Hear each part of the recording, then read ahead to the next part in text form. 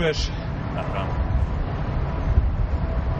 Posljednji intervju koji radimo u našoj posjeti Sjedinjenim Američkim Državama jeste jedan primjer koji zaista, kada se sagleda u svim njegovim detaljima, ostavlja bez reči. Jedan od najsiromašnijih i najproblematičnijih kvartova Filadelfije potpuno je transformisan gradnjom jednog stadiona koji zaista izgleda na prvi pogled potpuno izolovano, izgleda potpuno neuklopivo u jedno siromašno okruženje, ali koji sasvim sigurno pokazuje koliko je gradnja stadiona ne samo sportsko, nego i društveno i ekonomsko pitanje. Naš završni sagovornik sa kojim ćemo sada razgovarati na temu ovog stadiona fudbalskog kluba Philadelphia Union u Filadelfiji je gospodin NikSakievic, predsjednik fudbalskog kluba Philadelphia Union. Mr. Sakievic, thank you for having us here. Thank you very much. Good to be here.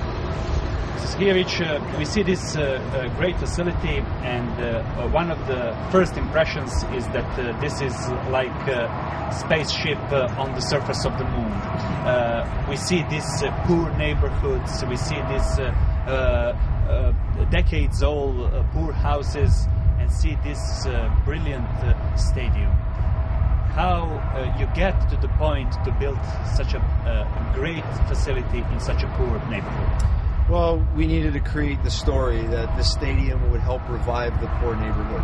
And so that story was told to many people, the political leadership, the corporate leadership, and the people that live in this city, that this building will help them economically. And by creating that story, we got a lot of buy-in by all of those constituencies that helped us build the stadium, to get the funding, to get the money that allowed us to build this stadium. And this stadium really is the spark that will ignite economic development and revitalize this town, which is a very poor town. When we speak about the interest of state and interest of city of New York in financing such a big project, can you tell us the structure of financing of this project and the reasons why state money is invested in soccer stadium in this facility? Well, it was all about the creation of jobs. 2 years ago, there was no one working here, and the state, the county, the state of Pennsylvania, the county of Delaware, and the city of Chester decided that it was a good investment to help us build this stadium to create those jobs. And today, there's over 600 people that work here in this stadium on a game day. There's 100 full-time jobs that have been created as a result of us bringing the football team here, and the players and the staff that manages the football club, where it didn't exist before. So what we created was a good win-win situation between our company that owns the team and builds this stadium and develops this land, and the state and the county. And they agreed, and today it's a very vibrant project. It's a very successful story, if we can see, because we see that you overreached the initial estimation of number of new jobs, but also create some kind of commitment and pride in this community, that they consider this facility something that belongs to them.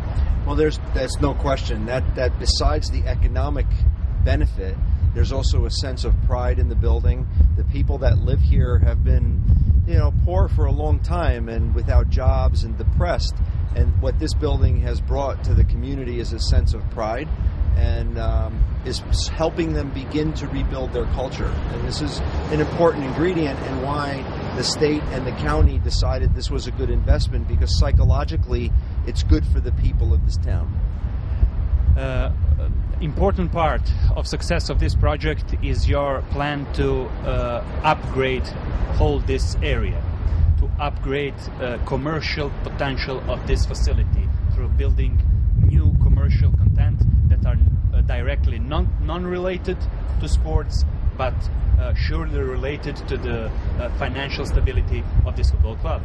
Yes, that was another piece of the reason why the state and the county gave us public money to this, because we promised to also build a hotel, residential units where people can live here, more office space, stores, shops, restaurants that creates more economic vibrancy. But you can't do that unless you have a reason to do that. And there's many people that come to the stadium that will see a reason to invest in coming here, maybe living here, maybe working here, shopping here. And it's over time, but that's another important reason. You know, we have about 100 acres that we will build on over the next 7 to 10 years, more programming in addition to the stadium. One obvious obstacle when we speak about location of this stadium is road infrastructure. We see that the two ramps are building in neighborhood. The state invests money to make entrance to this stadium much easier. Yeah, that's an important part, to have the roadway infrastructure so that people can get here and access the waterfront. As you can see behind us is a beautiful river and a bridge and waterfront. Its potential can only be unlocked if it's easy to get here for people. So there were 2 off-ramps that are being built by the state and the federal government to help people from Philadelphia to access the waterfront, and that was also an important component. And for the end, we want to speak about plans to upgrade capacity of this facility. Mm-hmm. You opened this facility with the capacity of up to 18,000 people, but we see that you initially planned that step by step prepare field for upgrade of capacity. Well, there's a saying we have, and that's less is more. And so we wanted to create and design a stadium that was a small capacity. So we started with 18,000 seats with the mentality that we would fill it up and sell it out. So the value of the seat is more valuable. And then as we grow and as the building is sold out, we can add areas. So this building was designed 18,000 seats, but in 4 areas we can increase the capacity to 30,000 seats over time as we sell the building out, and that just made more economic sense. It reduces the cost of construction initially, and then as you're successful and profitable, you can add pieces to it and grow instead of building all at once. And then, you know, it's very expensive this way, and then maybe you don't sell all the seats, and then the seat becomes cheaper in value.